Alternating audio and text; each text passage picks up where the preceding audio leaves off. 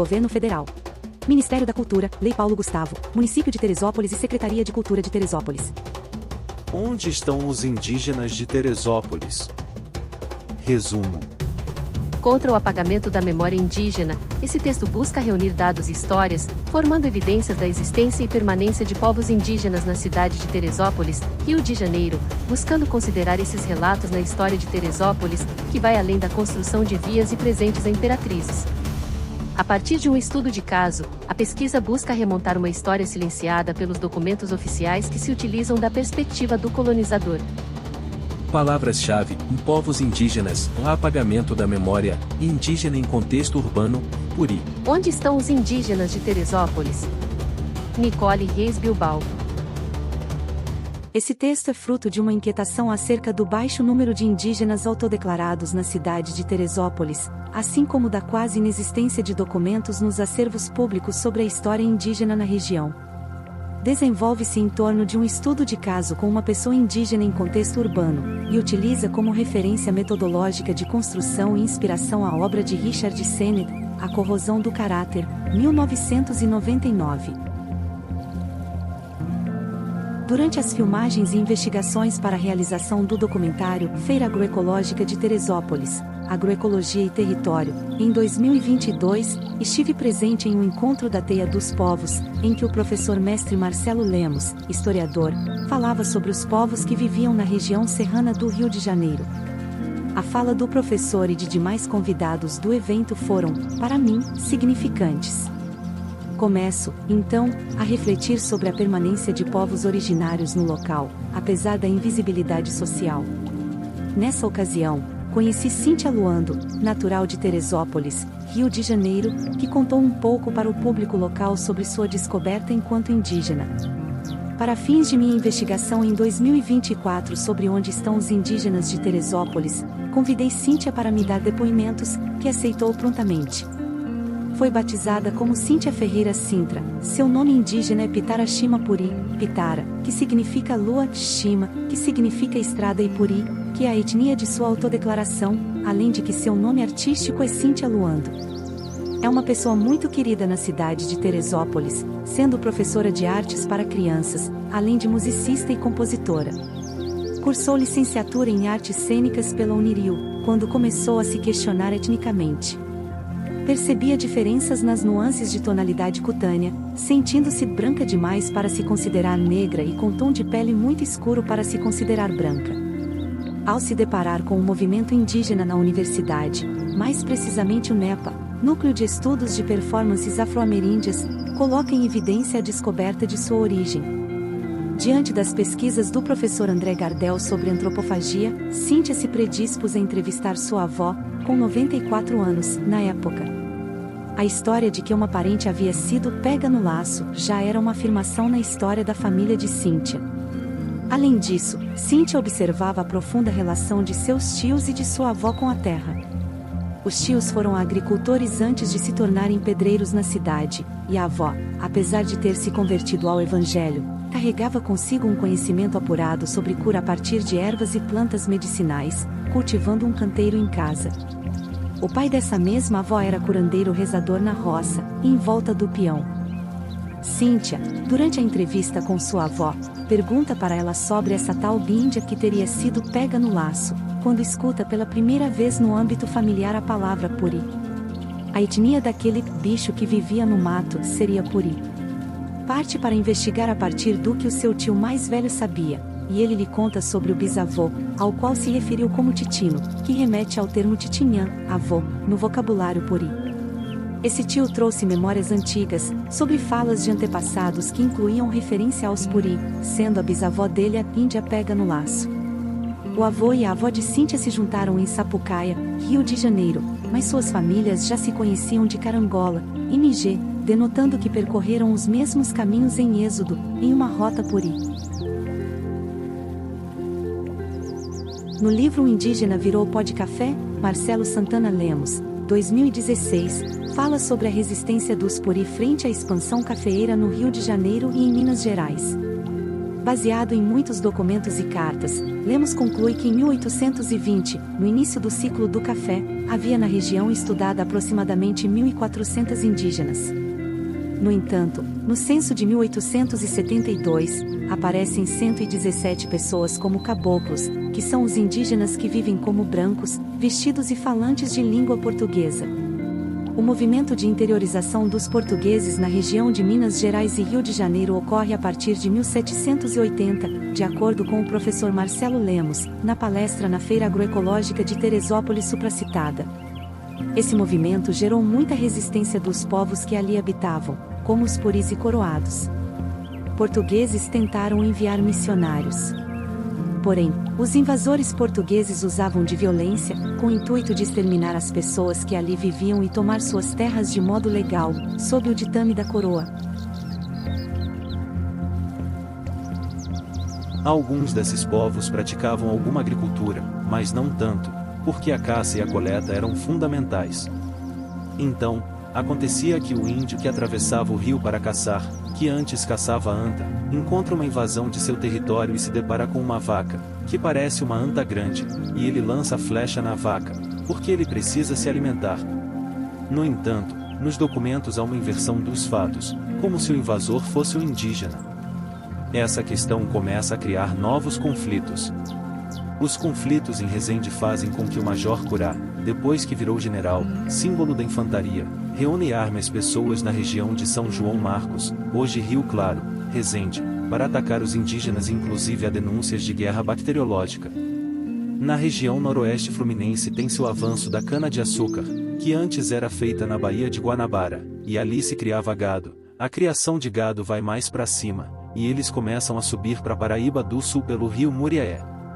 Ali haviam muitos povos indígenas que ocupavam a região e que inclusive faziam comércio com o pessoal dos portos há muito tempo atrás. Lemos, 2022.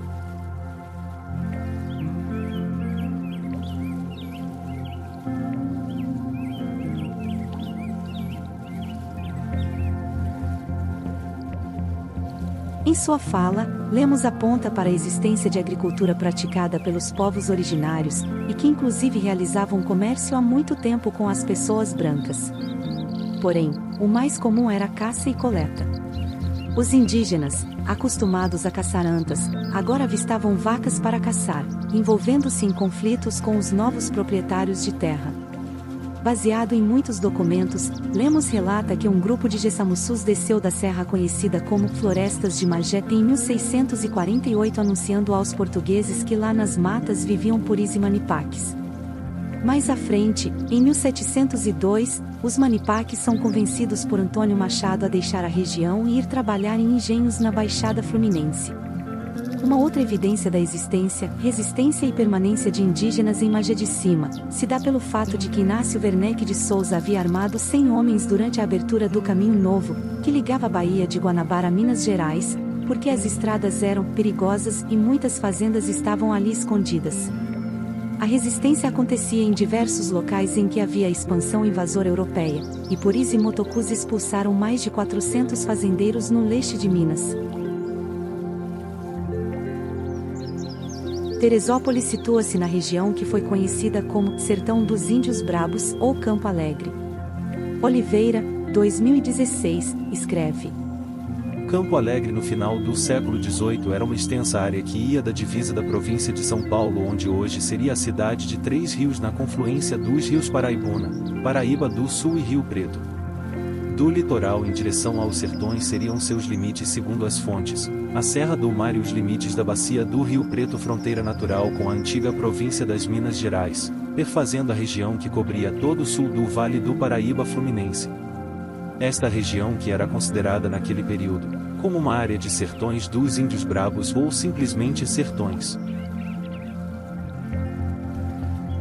Na região viviam puris, manipaques e coroados, que foram em maioria assassinados, mas que muitos se tornaram invisíveis como estratégia de sobrevivência. Quando Marshall veio para cá, tinha, nas travessias dos rios, no século XIX, pegar todos os aldeamentos e tomar esses territórios, principalmente no final do século XIX, porque no Rio de Janeiro havia todo um movimento para tomar todos esses territórios, que dão origem a 20 cidades: Cantagalo, Resende, Niterói, Itaguaí, Itaboraí, Maricá, Santo Antônio de Padua, Itaucara, e os indígenas que estavam ali, continuavam ali, em minoria, continuaram ali trabalhando, como agregados, mas como eles perderam a importância política, e a possibilidade de ir reverter a situação, de violência e desterritorialização, e os indígenas passaram a ser exilados no próprio território, passaram a perder sua visibilidade. O que se concluiu em relação à Valença é o que se concluiu em todos. Você tem a presença do território mais invisível. Lemos, 2022. O remonte da história conta que grupos indígenas, em situação de nomadismo, têm seus caminhos cruzados pelas invasões europeias e pela intervenção do homem na natureza, como a abertura de passagens, o sistema de monocultura e a construção de ferrovias. O esquecimento da originalidade puri é colocado por Almeida da seguinte forma: o silêncio e a timidez herdada das mães, que são avós e bisavós pegas no laço dos descendentes dos índios puris, esconderam a presença étnica entrelaçada à sociedade. Nos registros paroquiais suas raízes adormeceram por mais de um século. A secularização social potencializou o silêncio. A ocupação territorial e a imposição cultural não permitiram reflexão por parte dos novos habitantes, fruto da miscigenação. Entretanto, notamos junto ao silêncio as permanências do tempo, página 1. Como retratada na história oral de Cíntia, muitas mulheres foram pegas no laço e o medo do extermínio trouxe silêncio para a descendência desse povo. A expansão cafeeira escravocrata se expandiu pela região de todo o Vale do Paraíba e leste de Minas, e os nativos se depararam com alterações ambientais e novas condições sociais que os colocaram em busca por novos locais para viver. Com a chegada do poceiro, colonizador, e a aquisição de terras, o trabalho escravo se coloca ao lado da presença nativa. Almeida, 2014, página 4. Muitos grupos se deslocaram e um desses caminhos foi percorrido pelos antepassados de Cíntia. Na página da Prefeitura de Carangola, MG, Carangola, 2014, está escrito que foram puris coroados os primeiros habitantes da região, e que essa tribo já vinha de um outro deslocamento, a partir do litoral, pela presença e hostilidade do homem branco, provavelmente do Espírito Santo. Então, sabe-se pelo histórico coletado, que havia uma travessia entre Carangola, MG e Sapucaia, Rio de Janeiro, na busca de encontrar locais seguros para viver, para não serem mortos ou obrigados a trabalhar nas fazendas de café. Cíntia descobriu que as famílias de seus avós, que se encontraram em Sapucaia, já se conheciam de Carangola, que leva a uma conclusão lógica de que eram todos puris. Cíntia, no trabalho de conclusão de curso para graduação, foca na temática da atualização da memória enquanto performance, criando um trabalho para recontar a história de sua família, buscando adentrar no universo puri, até mesmo de forma espiritual. Reconhecida como membro do movimento de ressurgência puri, continuou sua pesquisa na pós-graduação em desenvolvimento territorial, UERJ, e ingressa agora no mestrado em artes cênicas, Unirio, na intenção de registrar esses caminhos sem registro. Partindo do lugar de transformar a conversa em um objeto de arte, e também transformar a relação de Cíntia com as memórias que foram dela roubadas, atualizando as memórias em seu próprio corpo e no corpo de quem está com ela desenvolvendo. Durante a graduação, Cíntia percorreu descalça por 3 quilômetros pelos trilhos do trem, refazendo parte de seu rastro ancestral que liga Carangola a Sapucaia e Sapucaia a Teresópolis. Aproveitou para colher histórias pelo caminho, das pessoas que moram em Sapucaia, escutou de um garoto que a avó dele, que morava no morro, levava consigo a habilidade de feitura de terra de formiga, e fazia tintas com terras diferentes, e que se autodeclarava indígena, mas que a maioria das pessoas relataram o apagamento da memória, de que não sabem da existência de puris na região, mesmo que as pessoas tenham traços fenotípicos provavelmente de origem indígena. Almeida, 2014, faz uma análise a partir de documentos e de textos de outros pesquisadores sobre registros antigos em que aparece o termo puri. Tem-se na língua um elemento vivo, que sai do controle da norma e é incorporado ao vocabulário. De acordo com os estudos, o termo puri teria sido utilizado pelos coroados para designar a etnia de pessoas pequenas que vivia ali na região. sobre a origem do nome Puri ocorrerá, segundo Freire e Malheiros, a partir de uma designação pejorativa, dada pelos seus vizinhos coroados. Teodoro Sampaio, segundo o verbete de Métraux, analisa etimologicamente a palavra Puri, para designar povo miúdo, gentinha, fraco, de pequena estatura, TSP. Da mesma forma, coroados seriam os indígenas que cortavam os cabelos em formato de coroa, na visão dos portugueses. Devemos ressaltar que apesar da grande diversidade, fruto de uma classificação confusa dos viajantes e cronistas do século XIX, os coroados aos quais nos referimos são aqueles que eram linguisticamente vinculados ao tronco macro G, que Marcelo Santana Lemos adota como da família Puri coroado, proposto por André Métraux. Bessa e Malheiros também classificam os coroados pertencentes à família Puri, que habitavam as ramificações da Serra do Mar e nos vales dos rios Paraíba, Pomba e Preto. Subdividida em vários grupos, entre os quais, Marito, Cobanipaque, Tampron e Sazarico.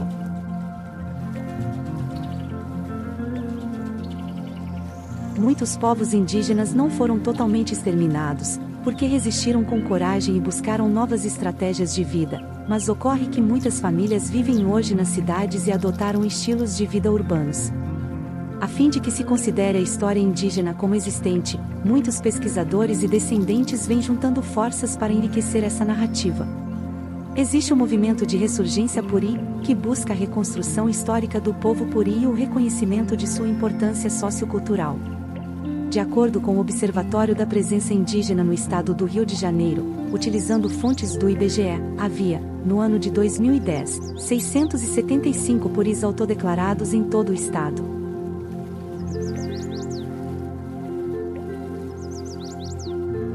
Os indígenas de etnia Puri são originários do sudeste do Brasil que foram perseguidos, catequizados e que tiveram suas terras tomadas por volta do século XVII, desvalorizando sua cultura e com o objetivo de apagar a história desse povo. Por esse motivo, até os dias de hoje, passam por uma difícil elaboração de identificação como indígena e especificamente como Puri. Dentre os processos de genocídio, etnocídio, catequização e desterritorialização do povo Puri que, por um tempo, foram até considerados extintos, lutam hoje para resgatar seus registros documentados por viajantes, informações através de documentos, artefatos recuperados, registros históricos e da memória de anciões e anciãs Puri, transformando a história falada em escrita a fim de recontar, preservar e reconstruir sua história, através de literatura e músicas, em apresentações públicas e escolas, do movimento de ressurgência por meio da língua, da história e da cultura. Assim, tem-se que a memória é uma ferramenta indispensável para a retomada da identidade cultural do povo Puri, que vem se organizando, coletando documentos, relatos, com o objetivo de proteger além de cultura, direito à terra, com resgate histórico e como reparação de danos, visto que foram perseguidos desde o mar, e até quando foram se refugiar nas florestas, sendo escravizados, mortos, ou muitas vezes optando por silenciar-se e viver nas periferias, com suas possibilidades de existência. Tomadas de assalto. O Centro de Memória Puri é um importante instrumento de busca sobre a cultura, história e notícias relacionadas ao povo Puri. Também existe uma página no Facebook do Movimento de Ressurgência Puri em que pode-se encontrar informações mais aprofundadas a respeito. O indígena em contexto urbano é um outro conceito relevante, que busca explicar o fenômeno. Mas como aponta Xavier, 2013, ainda que estereótipos e racismos tentem encarcerar os indígenas ao passado, as existências e resistências originárias na floresta, no campo e nas cidades demarcam a contemporaneidade do Brasil, ou seja, os indígenas antecedem a existência da cidade, mas tiveram que se adaptar ao modo de vida urbano capitalista de sobrevivências nas favelas, nas áreas onde o poder público só entra para agir a favor do capital, como é o caso da recente reintegração de Poçique. Ocorreu na aldeia Maracanã, ao lado do glorioso estádio de futebol, no centro do Rio de Janeiro. Não se trata de que os indígenas estejam ficando sem floresta e agora estão ocupando as cidades, é que as cidades foram construídas nos locais em que viviam indígenas e que esses se esconderam nas florestas, mas que atualmente vivem na cidade como única opção de sobrevivência. Há muito tempo, a floresta amazônica deixou de ser o lar de milhares de indígenas.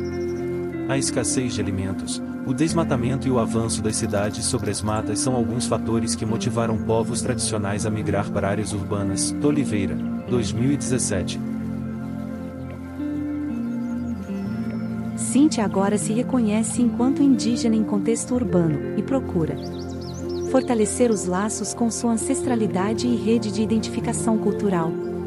Muitas outras pessoas estão interessadas em resgatar também suas origens e se incluir na história dos municípios em que vivem, culminando no resgate do modo de vida, ou que a cultura hábitos oriundos de culturas dos povos originários, que estão presentes na vida das pessoas que não são europeias por o sangue, possam ser reconhecidos.